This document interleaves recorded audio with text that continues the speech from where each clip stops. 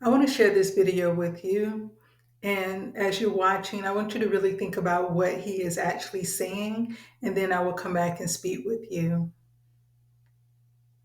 You have punks,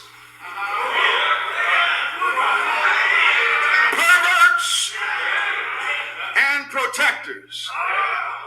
Three kinds of people. Now, the Bible endorses the word punk. Revelations 21 verse 8 gives us 8 reasons why people will be thrown into the lake of fire. And the first reason is for being a coward, for being a punk. The punks don't want to say anything about these issues because it might impact their bottom line. And so therefore they will much rather become close with those who disagree with God, because they don't believe that God really has cattle on 1,000 hills and all the silver and gold belongs to him. They believe in the here and now, and they want their check to keep coming. So therefore, they're not going to say anything about it. But this is what they will do. They will fight against the fighters. Translated, they're just like David's brothers. They'll tell him not to fight the giant. They won't do it. They won't fight the giant. They'll hide from the giant. But David said, no, I got to fight the giant. Because I can't sit here and watch this giant defy my Lord. Then you have perverts. And these are people that through their own lasciviousness and the superfluity of naughtiness, because of excessive sin, their perversion has now become transferable. The same iniquity that has gripped them, they seek to put those same tentacles on children. And that's why I'm fighting. I'll be arrested again. When you hear about it, just know it was for a good cause. I might lose support for it, but it's for a good cause. But I read somewhere where Paul said that men were strengthened by my bonds. See, the self-preservation of the church is the reason why we have this mess. We don't want to suffer injury for standing for God. And this is why C.S. Lewis said that we have men who don't have chests.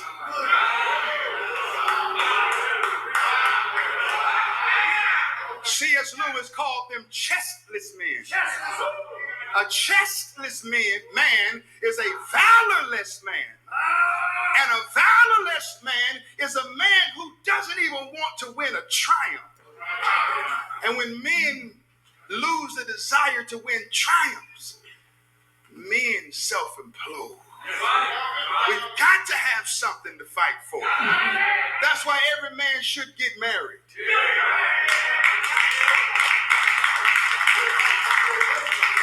To a woman. And enjoy the wife of your youth. And pray that God will allow that same wife to become the wife of your old age. And finally, we have protectors. And these are the people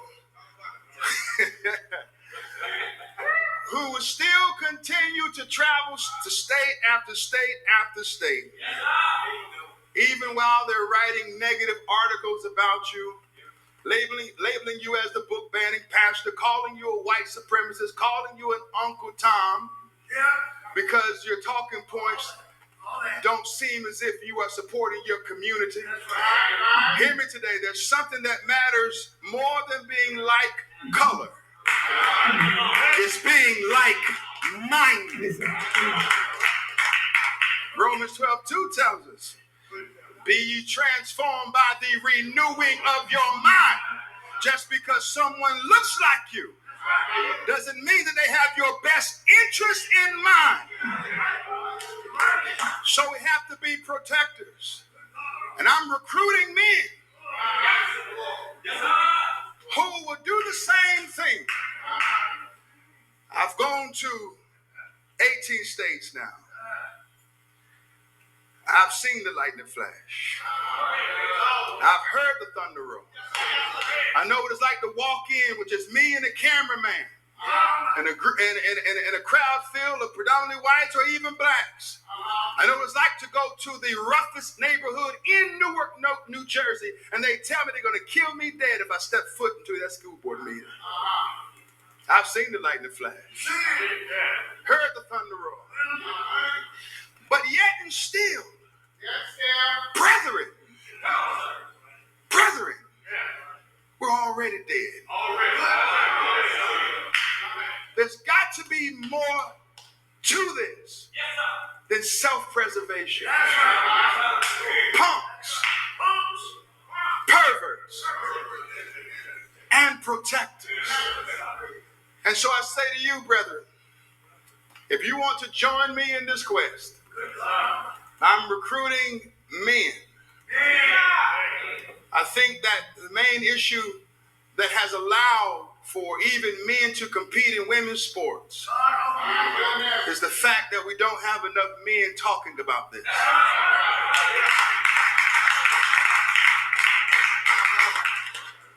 I couldn't imagine witnessing my daughter, Pamela, who I love affectionately.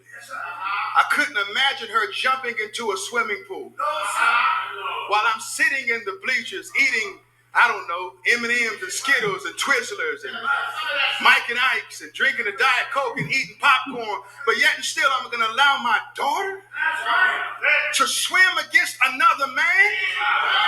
And in the name of not being called a bigot or homophobic, I'm not supposed to say anything? That's what C.S. Lewis meant.